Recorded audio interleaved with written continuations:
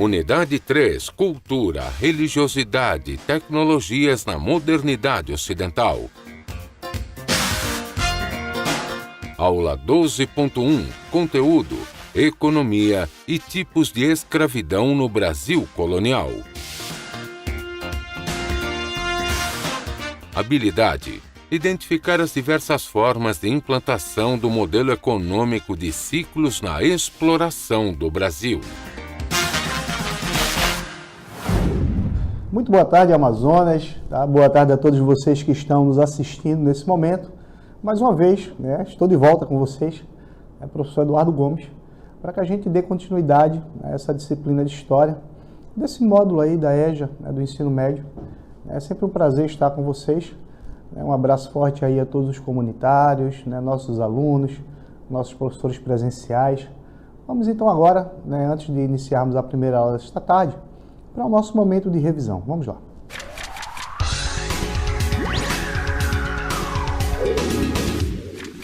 Muito bem, gente. Na aula de ontem, a gente vai tentar abordar alguns pontos, até mesmo para que esses pontos comecem a se interligar. Na aula de ontem não, hoje é segunda, na aula de sexta passada. Na primeira aula, nós tivemos uma abordagem referente à utilização das novas tecnologias dentro do processo de expansão ultramarino portuguesa. Os países ibéricos, por volta ali dos séculos XV e XVI, fazendo um processo de expansão marítimo comercial, a partir do contato que eles tiveram com outras tecnologias da época, em particular as tecnologias que vieram do mundo árabe, as tecnologias que vieram do Oriente, até da própria China.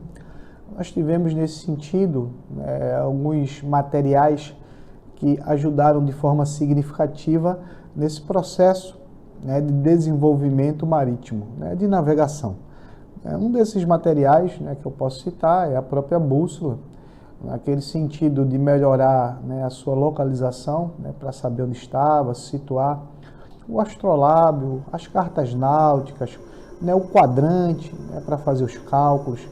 Então essas ferramentas acabaram realmente dinamizando esse processo, que é quando os países ibéricos, Portugal e Espanha, começam a, eu diria, fazer a sua empreitada além mar, o que a gente acaba colocando como um processo de expansão através da navegação. Por outro lado, nós também tivemos o início da ocupação portuguesa no chamado continente americano. Quando a gente fala em América, por exemplo, o termo América é uma alusão a Américo Vespúcio, que foi também um dos grandes navegadores do passado. E a gente vai começar a perceber que antes mesmo da América ser descoberta, os portugueses, os espanhóis já vinham nessa empreitada além mar. A América é de 1492, e é a partir daí que a gente vai ter uma massificação do processo de colonização, tanto na América Portuguesa quanto na América Espanhola. Esse resumo de hoje, gente, ele é muito importante para a gente poder entender os desdobramentos desse processo colonizatório, em particular aqui na chamada América Portuguesa, que é o que nós veremos na primeira aula desta tarde. Mas antes disso, vamos para o nosso desafio do dia. Vamos lá.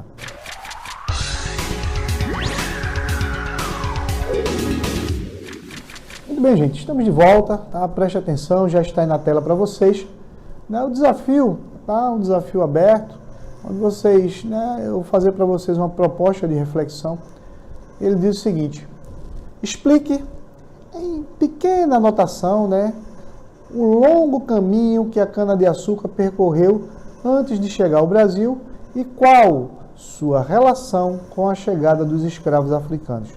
Portanto, pessoal, vocês vão ficar agora com esse desafio. Na sequência, no nosso momento de interação, vocês terão a oportunidade de respondê-lo. E agora vamos para a primeira aula dessa tarde.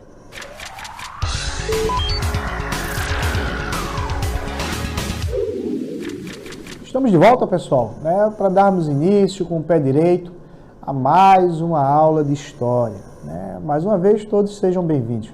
Então vamos lá, pessoal, tentar compreender né, o início do processo colonial aqui no Brasil. Né? Como se deu essa colonização, né, a partir de que interesses, né, a quem contemplava o Brasil ser fatiado, ser loteado, ser dividido, ser espalhado.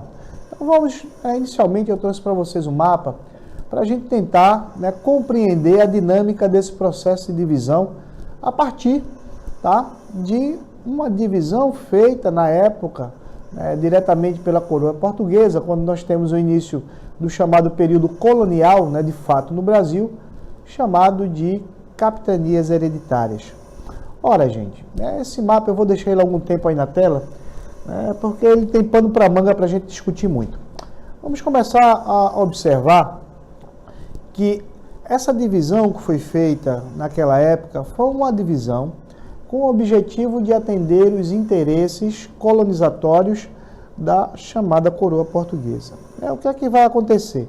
Desde a época, né, da divisão do Tratado de Tordesilhas, né, o Tratado de Tordesilhas foi uma divisão que aconteceu entre os dois países ibéricos, né, Portugal e Espanha, 2 anos após o descobrimento da América, né, em 1494, né, América de 1492 e o Tratado de Tordesilhas de 1494.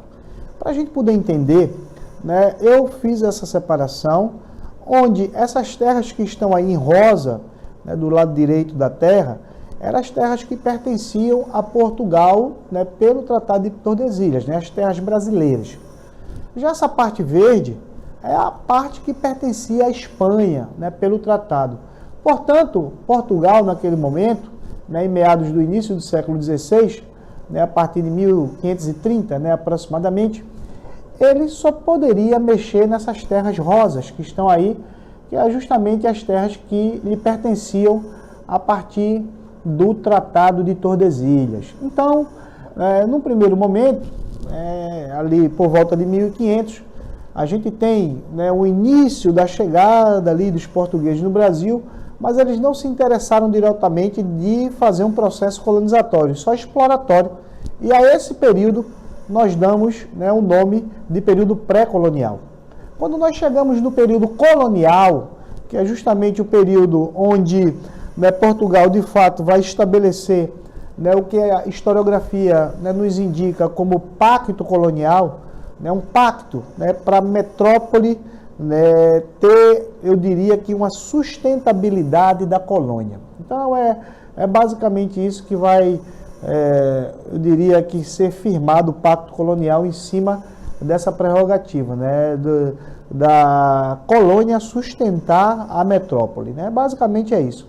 Então a partir daí, para tentar de certa forma estabelecer um domínio, né, mais direto nessa administração, né, para que fosse fomentado, né, de certa forma, essa produção açucareira, né, que vai ser o principal produto do período colonial aqui no Brasil, o rei de Portugal, na época, acabou loteando, acabou dividindo parte do território que cabia a Portugal, que é essa parte aí cor-de-rosa.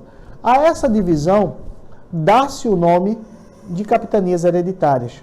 Na realidade, nessa divisão foi feita para aproximadamente 15 capitanias, né, para 13 donatários. Né? Os donatários eram os escolhidos pela coroa, né, para poder administrar esses lotes de terra. Só que tinha um porém, né, aí. A gente está vendo aí que, né, o nome de algumas capitanias, né, a capitania do Maranhão, a capitania do Ceará, né, a capitania de Itamaracá, né, de Pernambuco, da Bahia, né, de Porto Seguro, Ilhéus, que ainda faz parte do território da Bahia atualmente, do Espírito Santo, né, de São Vicente e por aí vai. Então, vocês podem perceber que cada, né, tracinho desse, cada pedaço de terra desse, tinha um donatário responsável. As duas capitanias que acabaram dando mais lucro a esse sistema do pacto colonial foi a antiga capitania de Pernambuco, né, que vai ser ali administrada pelo Duarte Coelho, né, que vai ser um dos primeiros donatários, e a capitania hereditária lá de São Vicente, né, que hoje em dia é o estado de São Paulo, administrada pelo Martim Afonso de Souza. Então a gente vai ter esses dois donatários, destacando-se naquele período, né, porque eles tinham muito mais recursos para investir nas capitanias. Para vocês terem uma ideia, os engenhos, né, as peças dos engenhos eram todas importadas. Né? Para você montar um engenho para fazer a moenda, para fazer a cana-de-açúcar e seus subprodutos, você tinha que ter, no primeiro momento, né, a mão de obra, que foi substituída a mão indígena, né, a mão de obra indígena pela mão de obra escrava, e tinha que ter toda a infraestrutura. E esses donatários, tanto Duarte Coelho quanto Martim Afonso de Souza, eles eram grandes empreendedores que tinham posses, então eles poderiam importar. Né? A maioria das peças dos engenhos vinham da Holanda, né, que a gente caracterizava naquela época como Países Baixos, ainda utiliza-se esse termo na atualidade, e é por isso, né, um dos fatores de ter tido sucesso essas duas capitanias. Por outro lado, né, eu vou passar agora para a próxima tela, vocês podem perceber que eu falei para vocês que a mão de obra era muito importante. Né? A mão de obra dos índios gradativamente foi ali substituída pela mão de obra africana, né, por africanos escravizados, que vieram dos grandes reinos da África, trazidos, né, ou por portugueses ou por atravessadores ingleses, atravessando o Atlântico, nos chamados navios negreiros, né, que a gente classifica como tumbeiro. Né? O índio em si, ele não se adaptou ao trabalho nos engenhos. Né? O silvícola, o índio, era livre. Então, eles tiveram uma resistência muito forte em relação à adaptação, de trabalhar diretamente confinado naqueles locais. Né? Teve também a questão da barreira cultural, né? A diferença cultural do europeu para o indígena, né, era muito grande. Então, a gente acaba, de certa forma, pontuando essas diferenças. Muitas doenças também foram trazidas pelos europeus naquele período, que acabou dizimando, inclusive, parte da população indígena. A gente tem esses relatos, né, principalmente em crônicas, né, em algumas fontes dos jesuítas, a gente acaba observando essa questão. A igreja também, ela não aceitava a escravidão do índio. Apesar de, na minha opinião, ser uma coisa incoerente da igreja, né, fazer vista grossa para a escravidão, né, do negro, para a escravidão, né, do africano. Porque a igreja naquela época, né, por incrível que pareça, dizia que o negro não tinha nem alma. Né? Os africanos eram culturalmente até talvez mais próximos dos europeus. Eu diria que pelo processo, né, de alguns processos migratórios, ali, por exemplo, na região, né, eu diria que do próprio Pacífico, do Mar Mediterrâneo, né, as trocas culturais que existiram na Antiguidade, entre o Oriente, né, e o continente africano. Então, isso aí, de certa forma, acabou aproximando, mas, de certa forma, né, acabou, eu diria que, na minha opinião, servindo de desculpa para tentar justificar o injustificável, né? Tentar justificar o que não é justificável. Ou seja, não é escravizar pessoas. Isso aí não tem justificativa. Por outro lado, gente, a gente vai perceber que a partir da segunda metade do século XVI em diante, esse processo de tráfico negreiro vai acabar se intensificando. Tá? O tráfico negreiro, ele acabou enriquecendo a nova classe social que emergiu, né, que é a burguesia, que emergiu e que acabou, né, na metrópole portuguesa. Né, uma nova classe social, né, que vivia praticamente usurpando, né, essa mão de obra escrava, né, principalmente aqui no Brasil. E essa metrópole acabava, né, de certa forma, angariando esses recursos para a coroa real, né, para o rei, né, e para a corte. Os traficantes, a maioria deles ingleses, capturavam os negros nas colônias portuguesas na África e depois vendiam, né, esses negros para diversos países ou pessoas que fossem interessados. Mas o principal mercado aqui, entre aspas, né, consumidor, geralmente era o Brasil, pelo fato da demanda que existia do trabalho ali na economia açucareira. Para a gente, pessoal, ficar um pouco mais atento em relação a essa questão, eu trouxe aí um trecho de um vídeo, né, falando especificamente né, a respeito desse assunto. Vamos assistir e na volta eu faço para vocês os apontamentos. Vamos lá.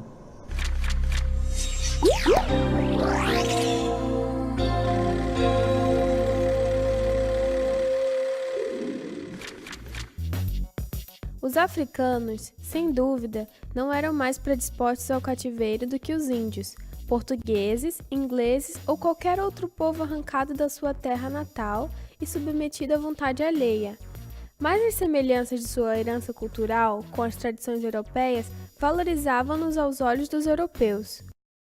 Muito bem, gente. Vocês viram, um vídeo rápido só para a gente poder observar a representação, como esses negros eram vistos. Isso, gente, nos próprios livros didáticos, inclusive, é uma falha muito grande, que acaba apresentando o negro sempre numa figura, numa postura de subserviência, no tronco, fazendo trabalhos braçais. Então, de certa forma, vocês podem perceber que o processo historiográfico contado para quem realmente venceu, entre aspas, a história, ou quem teve um determinado monopólio, acabam invertendo os valores. De certa forma, naquela época, nós tínhamos, inclusive, até negros que pertenciam aos grandes reinos africanos, que lá na África pertenciam a famílias nobres, mas quando foram trazidos para cá, de forma compulsória, acabaram fazendo serviços braçais, tanto nos engenhos, quanto na estrutura da própria economia colonial. Para que a gente possa perceber um pouco mais disso, eu trouxe para vocês um pouco dessas rotas do tráfico escravo, que nós falamos, entendemos como tráfico atlântico. Inclusive, tem muitos autores que se debruçam sobre essa perspectiva, o Luiz Felipe de Alencastro, o Trato dos Viventes, uma obra que ele tem significativa. Tem o Pierre Verger, que é um estudioso francês, com um livro chamado Fluxo e Refluxo. A gente vai ter o Thomas Skidmore falando num livro dele chamado Nem Preto Nem Branco. Então, tem muitos autores, o Robert Slade, da Unicamp, um livro muito bacana chamado Na Senzala, uma Flor, que ele acaba tocando nessas questões. Aqui na literatura brasileira, a gente tem a obra do Gilberto Freire, o Casagrande Senzala, que ele acaba se debruçando nessa perspectiva das relações econômicas, a questão do negro durante o período colonial, o Sobrados e Mucambos, que também é outra obra dele. Enfim, a gente tem uma infinidade de autores que se debruçaram em cima desse processo e, particularmente, alguns deles voltando seus olhos para essa questão do tráfico e dessas rotas que eu acabei de colocar para vocês. Vamos agora observar, vocês podem ver do lado direito, essa parte branca maior corresponde ao continente africano, e do lado esquerdo o continente americano. Então vocês podem perceber que todas essas rotinhas foram rotas de exploração comercial pelo Atlântico. Tanto essa partezinha azul quanto a verde, a vermelha, são todas rotas de tráfico atlântico, de pessoas que foram escravizadas e que foram trazidas para cá para trabalhar, para sustentar a coroa portuguesa. Na sequência, gente, vocês vão perceber a representação, algumas imagens de venda de escravos. Para vocês terem uma ideia, existia um mercado público onde as pessoas eram vendidas como mercadoria. Isso aí nos grandes portos brasileiros, Recife, Salvador. Então, vocês vão perceber que isso de fato foi uma prática do período colonial. Espero que nunca mais ela se repita, porque é deprimente nós observarmos pessoas sendo vendidas como mercadoria. A gente também teve, pessoal, algumas representações que ficaram marcadas culturalmente, legado que esse povo acabou nos deixando, além de diversas coisas, entre comida, essa perspectiva cultural, o samba, a capoeira, a culinária, muitas palavras. Nós também tivemos um cemitério dos negros no Porto do Rio de Janeiro, que foi descoberto recentemente numa escavação arqueológica. Como o Rio de Janeiro foi capital do Império na época, e vocês podem perceber que muitas, o Rio de Janeiro é uma cidade assim como Belém, Manaus, Recife, Salvador, né, Ouro Preto, em Minas Gerais, são cidades históricas, né? O Rio de Janeiro também tem muito a nos contar dentro dessa perspectiva. Então, eu achei interessante trazer para vocês essa imagem, para que vocês possam perceber, né, um cemitério de negros, na época, no porto do Rio de Janeiro, onde hoje é o porto do Rio de Janeiro, né, uma área portuária. É como se fosse, gente, a Manaus moderna aqui, né, guardada as devidas proporções.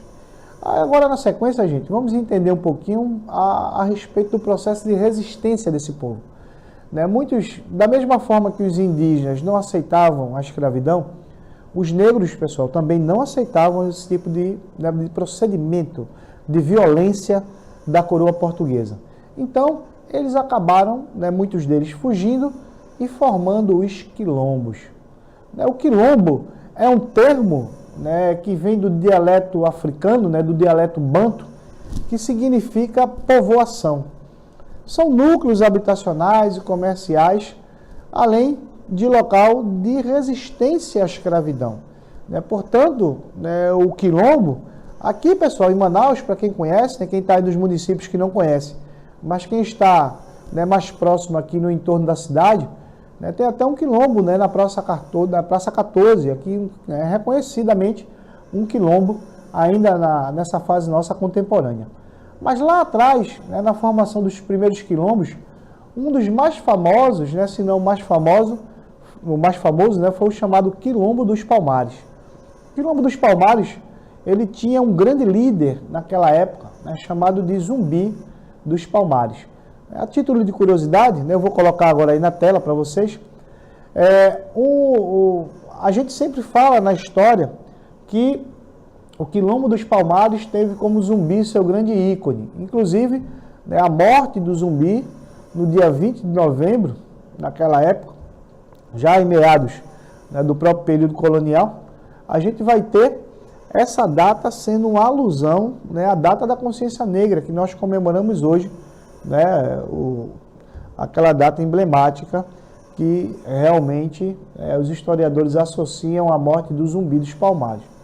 Mas, a título de curiosidade, né, o primeiro grande líder de Palmares não foi Zumbi, tá, gente? Foi Gangazumba. Né? Então, vocês podem também ouvir esse termo. Né? Foi o primeiro grande líder antes do Zumbi dos Palmares. Essa região é uma região que ficava localizada num local, né, numa serra, onde hoje é o estado de Alagoas, chamada de Serra da Barriga. Né? Eu trouxe até uma visão bonita, né, para vocês, para que vocês pudessem observar. Essa região era uma região mais isolada, né? Naquela época ainda, né, séculos XVI, né, mais adiante, XVII, você vê o progresso, a tecnologia não tinha chegado naquela região, né, apesar de ser uma região de uma dinâmica econômica muito forte, mas a região mais do litoral, né, não essa região mais afastada, que era para onde eles foram. Naquela época também, gente, né, esse tráfico escravo, ele servia para manter uma determinada estrutura, né, que a gente chamava de estrutura açucareira. Né? O mercantilismo, né, era uma prática recorrente, né, a comercialização desses produtos através dos mares, e era isso que determinava o acúmulo de riquezas da metrópole portuguesa por meio de exploração da colônia Brasil. Então, tem até um livro, né, vocês, professores presenciais, que estiverem agora nos assistindo, nos acompanhando nesse momento, tem um livro do Francisco Falcon, chamado Mercantilismo e Transição, né, que vocês podem realmente se inteirar a respeito desse processo. A própria colônia, por outro lado, né, e as pessoas que viviam na colônia, tinham também suas dificuldades, suas limitações, e isso exigia, de certa forma, um constante esforço para a adaptação àquele tipo de vida, né? Uma vida voltada para a economia primária, para a produção agrícola, né? Para o plantio e para a colheita e, consequentemente, a transformação dessa matéria-prima em açúcar.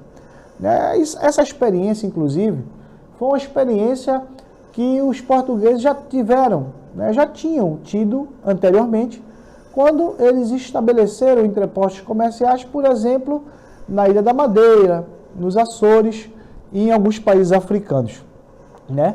A gente vai ter a base, né, eu diria que desse sistema de produção voltado para o latifúndio, né, voltado para as grandes porções de terra. Existia na verdade, a gente vai ter, né, uma exigência muito grande em cima dessa produção em larga escala, com o objetivo de angariar lucro para a metrópole portuguesa. Como havia aqui muita terra, né, a própria coroa indagava, por que não aproveitá-la? Né, mas aproveitar no sentido de explorar, né, pessoal?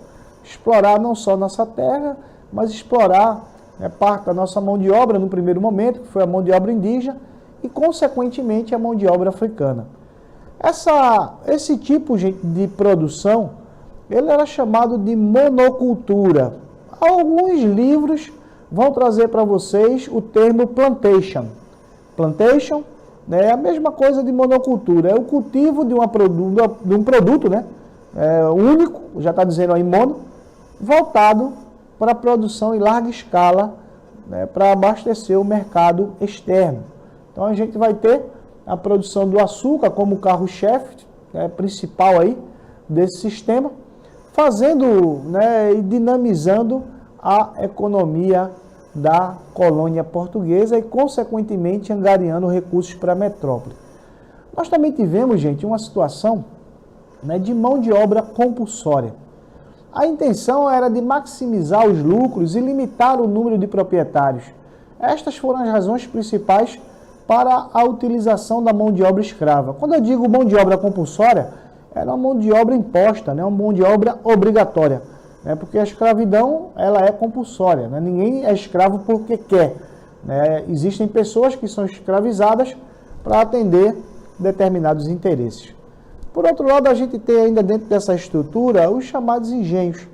Os engenhos, eles localizavam-se geralmente próximo aos rios, né, para aproveitar a força motriz das águas e também para facilitar o escoamento da produção. Mas existiam, gente, alguns pequenos engenhos que também eram movidos, né, por tração humana ou por tração animal. A gente vai acabar encontrando esses exemplos. Ainda sobre a estrutura do engenho, vocês podem observar, né, eu trago para vocês aí na sequência, né, que existia a casa grande, né, onde morava, né, a família, né, que era dona do engenho, né, praticamente. Tinha a senzala, que é onde os negros ficavam. A casa de engenho, que era a casa de moenda, né, onde se moía a cana. A capela, porque a Igreja Católica estava presente.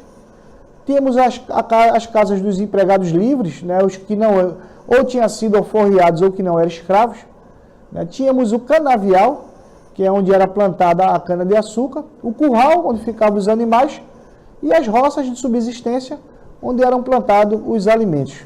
Né. Isso tudo, gente, servia para, né, alimentar, tanto, eu diria, que de uma maneira física mesmo, e também de uma maneira econômica, a chamada sociedade açucareira.